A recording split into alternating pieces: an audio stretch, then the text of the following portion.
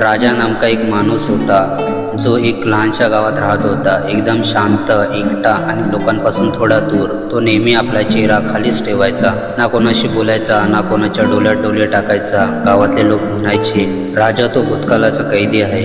काय घडलं होतं त्याच्या भूतकाळात? 5 वर्षापूर्वी राजा एक होणार विद्यार्थी होता.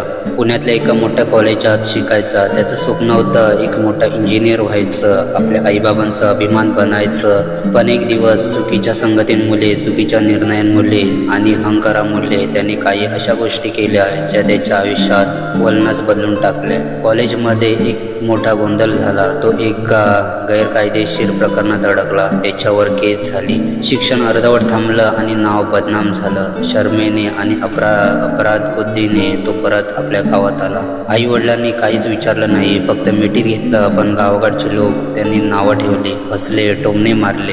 हे पहा, आला ना तो नालायक परत. राजा दिवसेंदिवस स्वतःमध्येच गुंतत गेला. भूतकाळाने त्याला कैद केलं होतं. तो स्वतःला माफ करू शकत नव्हता. एका पावसाळी दिवशी गावातल्या शाळेचा एक लहान मुलगा अर्जुन त्याच्याकडे आला. त्याने विचारलं, राजा भाऊ, तुमच्यासारखा हुशार माणूस इथं असा एकटा का बसतो? राजा हसला नाही, फक्त म्हणाला, मी खूप मोठ्या चुका केल्यात. अर्जुन आता त्याचं प्रायश्चित करतोय. अर्जुन मन लावून ऐकत होता. तो म्हणाला, पण भाऊ, माझे बाबा म्हणतात की चुका होतात, पण जर आपण त्यातून काही शिकलो आणि दुसऱ्यांना शिकवलं तर ती शिक्षा नसते, ती जबाबदारी असते. राजा सुन्न झाला. तो शब्दाने हादरला.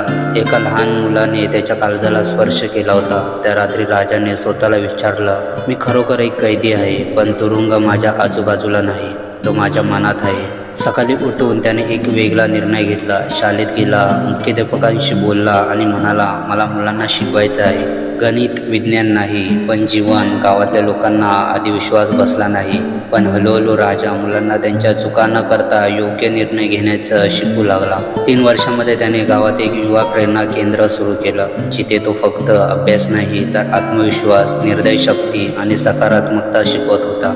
एकदा त्याच्या टीका करणारे लोक त्याचेच विद्यार्थी झाले. त्यांना कळलं की माणूस भूतकाळाचा कैदी असू शकतो, पण फक्त तोपर्यंत जोपर्यंत तो स्वतःला माफ करत नाही.